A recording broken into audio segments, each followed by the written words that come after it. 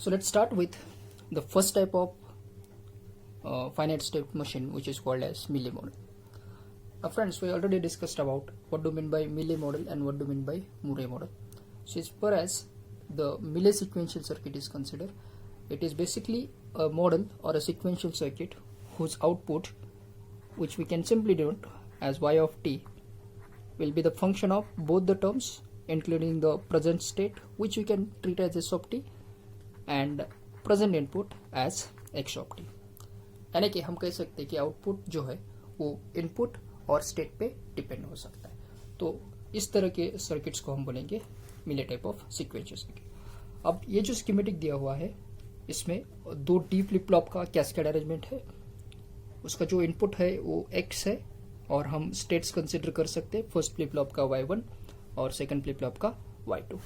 और अकॉर्डिंगली जो आउटपुट दिया हुआ है वो आउटपुट है हमारे पास z, यानी कि output z will be the function of input x as well as states y1 और y2. अब इसको रियलाइज करने के लिए हमें 3 स्टेप फॉलो करने पड़ेंगे. सबसे पहला जो स्टेप आता है उसको हम बोलेंगे डिराइविंग द एक्सप्रेशंस, या फिर हम उसको बोलेंगे आउटपुट एक्सप्रेशंस भी. अब जब हम बात करेंगे मिले सीक्वेंशियल सर्किट की, तो हम 3 टाइप का एक्सप्रेशन डिराइव कर सकते हैं. जैसे कि अगर हम बात करेंगे फर्स्ट फ्लिप फ्लॉप का, तो इसका इनपुट जो है प्रेजेंट इनपुट D1 हो जाएगा, इसका प्रेजेंट स्टेट Y1 हो जाएगा, या फिर Y1 बार भी हम ले सकते हैं, और इसका नेक्स्ट स्टेट आउटपुट आ सकता है Y1 t+1. सिमिलरली अगर हम D2 की बात करते हैं तो उसी हिसाब से हम इसको लिख सकते हैं. तो मैं फर्स्ट लिखूंगा फ्लिप फ्लॉप नंबर 1 के बारे में. So I am writing it here for flip flop number 1. The output expression I am writing as y1 of t+1 is equal to. अब देखो यहाँ पर हमने डी फ्लिप फ्लॉप लिया है, उसका आउटपुट हमें मालूम है. Next state output will be equals to D, यानी कि y1 t+1 becomes equals to d1. अब d1 को हम देखेंगे. d1 जो दिया है वो एक और गेट का कॉम्बिनेशन है, जिसका एक इनपुट यहाँ से एंड गेट का आता है और ये सेकेंड एंड गेट का आता है. सो इस बिहाफ पे हम d1 को लिख सकते हैं विच इज इक्वल्स टू, अगर हम बात करेंगे इस एंड गेट की, तो इसका जो फर्स्ट इनपुट है वो है x, उसको हम लिखेंगे x of t present input. और अगर हम बात करेंगे इसका सेकंड इनपुट का, तो आप देख सकते हैं ये ट्रेसिंग है, वहां से हमें पता चलता है कि ये सेकंड इनपुट हो जाएगा y1. तो हम ले सकते हैं इसको y1 of t plus, because यहाँ पर एक और गेट यूज किया है. अब इस और गेट का सेकंड इनपुट एंड गेट है, जिसका एक इनपुट x ऑफ t है, तो हम अगेन लिखेंगे इसको x ऑफ t. अब हम बात करेंगे सेकंड इनपुट के बारे में. तो इस एंड गेट का अगर हम ये राउट करेंगे प्रॉपरली, तो हम देख सकते हैं सेकंड इनपुट आ सकता है y2, तो हम इसको लिखेंगे y2 ऑफ t. यानी कि हमारा जो फर्स्ट नेक्स्ट इक्वेशन है फर्स्ट फ्लिप फ्लॉप का, वो आ जाएगा y1 of t+1 is equal to, अगर मैं x ऑफ t को कॉमन लेता हूँ बोथ साइड से, तो ये हो जाएगा addition of y1 of t plus y2 of t.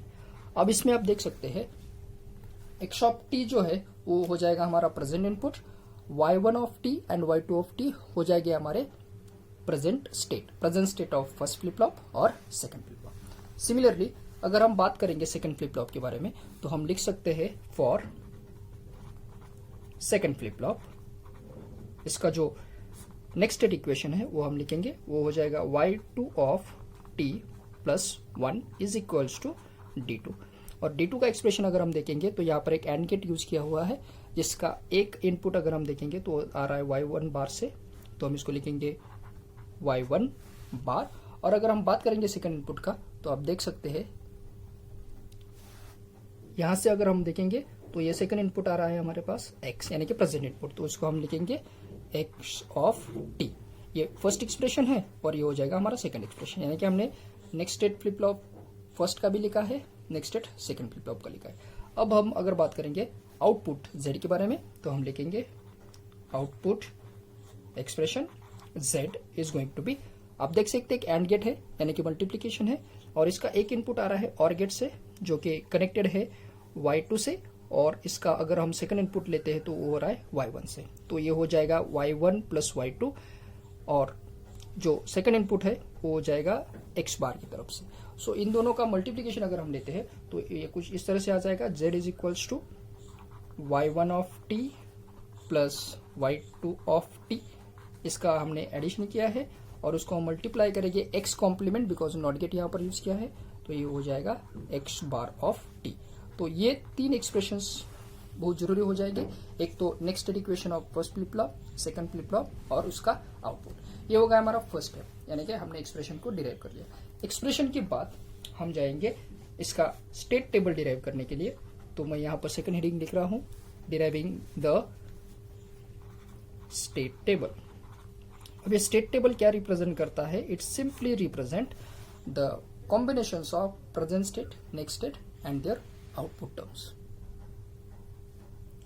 तो यहां पर आप देख सकते हैं मैंने यहां पर एक प्रेजेंट स्टेट लिखा हुआ है, एक कॉलम हमने नेक्स्ट स्टेट के लिए लिखा है, एक लिखा है आउटपुट के लिए।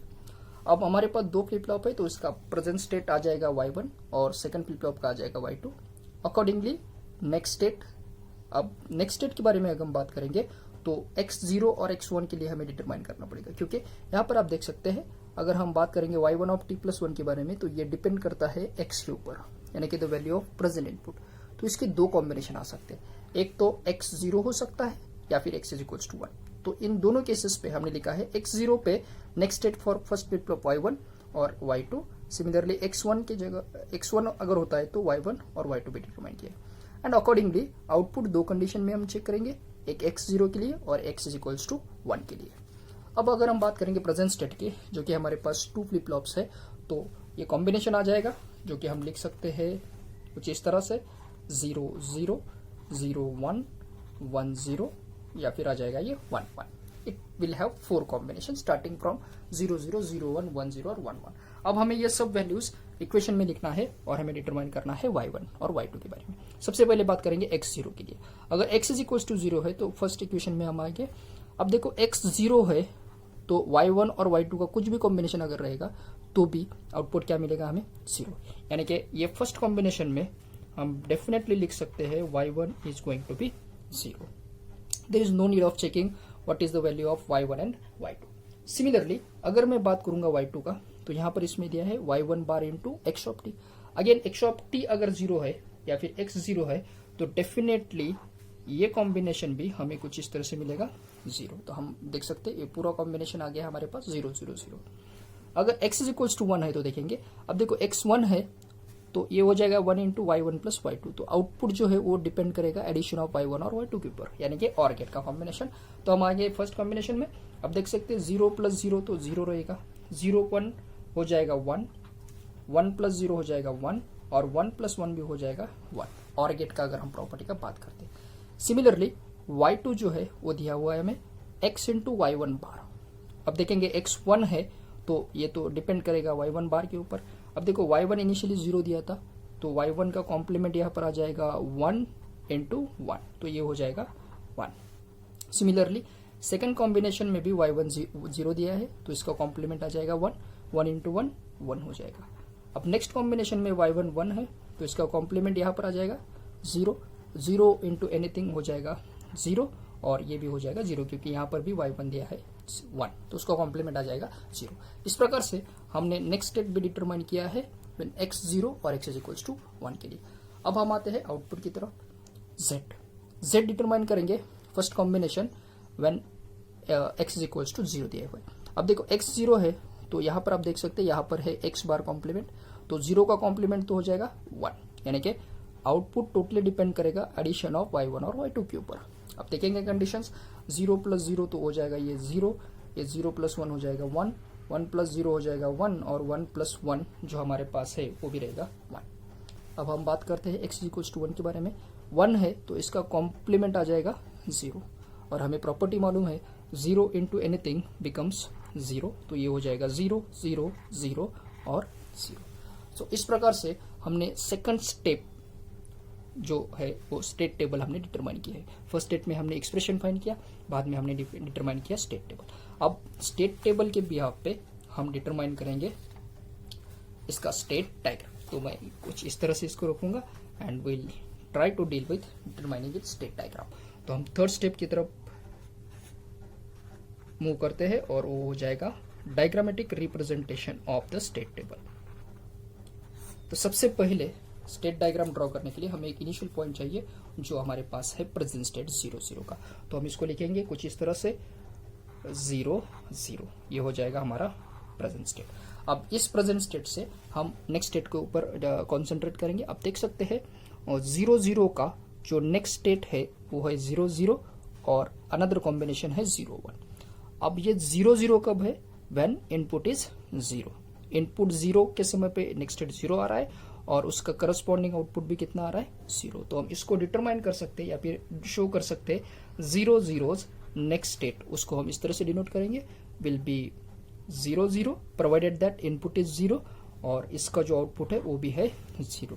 अब देखो ये जो स्लैश लिखा है इसके ऊपर का टर्म होता है इनपुट और नीचे का टर्म होता है आउटपुट और ये हो जाएगा हमारा स्टेट, यानी 0 0 का नेक्स्ट स्टेट 0 0। अब देखो 0 0 का नेक्स्ट स्टेट 0 1 भी आ रहा है, तो हम इसको डिटरमाइन करेंगे 0 0 नेक्स्ट स्टेट इज 0 1। तो हम इसको डिफाइन करेंगे कुछ इस तरह से 0 0 next state is 0 1 provided that input कितना है इसका 1 है और इसका करस्पॉन्डिंग आउटपुट आप देख सकते हो वो 0 है। तो उसको हम डिटरमाइन करेंगे, शो करेंगे कुछ इस तरह से input is 1 and it's output is 0। अब हमारे पास रेफरेंस जो स्टेट है वो आएगा 0 1।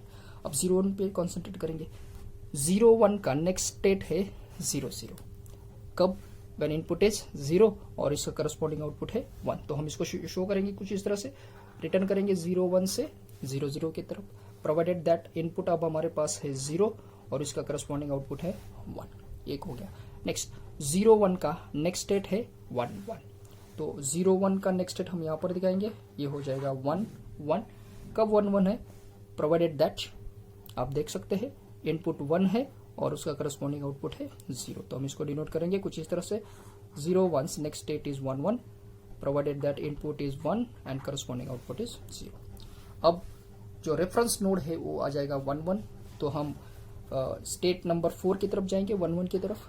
अब देख सकते हैं 1 1 का नेक्स्ट स्टेट है 0 0 प्रोवाइडेड दैट इनपुट 0 होना चाहिए और इसका करस्पॉन्डिंग आउटपुट है 1। तो इसको डिनोट करेंगे यहां से कुछ इस तरह से, ये हो गया सिंबलिक रिप्रेजेंटेशन।